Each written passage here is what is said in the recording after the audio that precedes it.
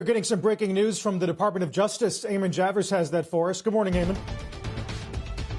Yeah, Carl, that's right. Just within the past couple of minutes now, the Department of Justice has unsealed an indictment against several alleged North Korean intelligence officials. They're saying that these intelligence officials, on behalf of the government of North Korea, were involved in a massive global cybersecurity fraud campaign that was designed to hit everything from entertainment companies to banks to cryptocurrency entities. The allegation here in this document, which we've just received, is that they were part of a $1.3 billion attempted fraud and extortion campaign. We're going to look through here for a little bit more detail on exactly what these North Korean actors are alleged by the U.S. government now to have done, but we expect to be getting a little bit more detail here from the Department of Justice in the next couple of minutes and bring that to you as soon as we can. But the headline here, Carl, North Korean intelligence officials indicted for alleged participation in a massive cybersecurity fraud campaign around the world. Back over to you.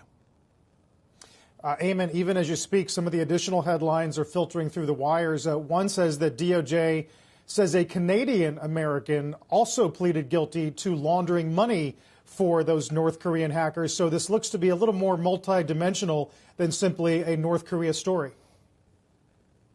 Yeah, absolutely. And the types of companies here that are impacted seem to be pretty broad here. There's some mention in the documents of Sony and AMC theaters as a target of some of this cyber activity. There's also a mention of cryptocurrencies being targeted, a spear phishing campaign designed by some of these North Korean officials allegedly in order to steal cryptocurrencies of one kind or another around the world. So the idea here is that this was a wide-ranging cyber fraud campaign designed at getting at revenue for the North Korean government, apparently, but also impacting companies across the global economy. Eamon, any echoes here of what we saw from that Sony hack what was it, 6-7 years ago that seemed to involve North Korea being upset at Sony over that movie, The Interview? Yep.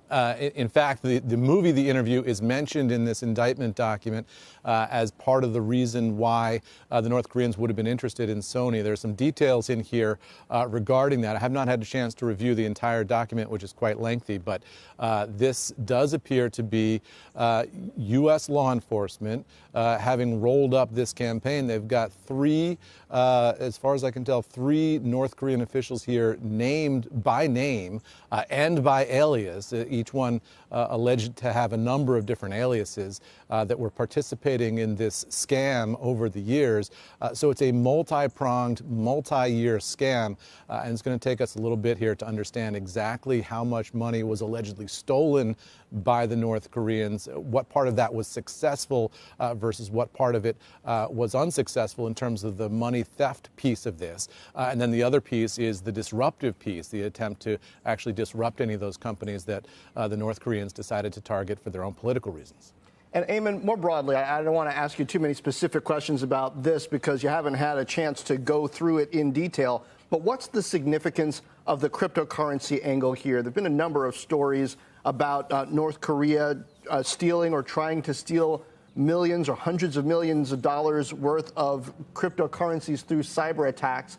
Is there danger to the individual crypto investor here or no? Yeah, I think there is. I mean, DOJ officials are talking about the idea of stealing cryptocurrency that's in crypto wallets around the world. And so I think if you're an individual crypto investor, your eyebrows should go up here. You want to pay attention to what the threat is because we're sort of aware of what the heist opportunities are for criminals in the physical banking world, but we haven't been as aware of what the threats are to those in the cybersecurity realm. And if you're dealing in cryptocurrencies, the idea that nation states could be targeting your Bitcoin wallet or some other cryptocurrencies that you own might be a new one, but it might be a risk factor you're going to have to think about going forward, because this is clearly something that's not going to stop anytime soon. Shepard Smith here. Thanks for watching CNBC on YouTube.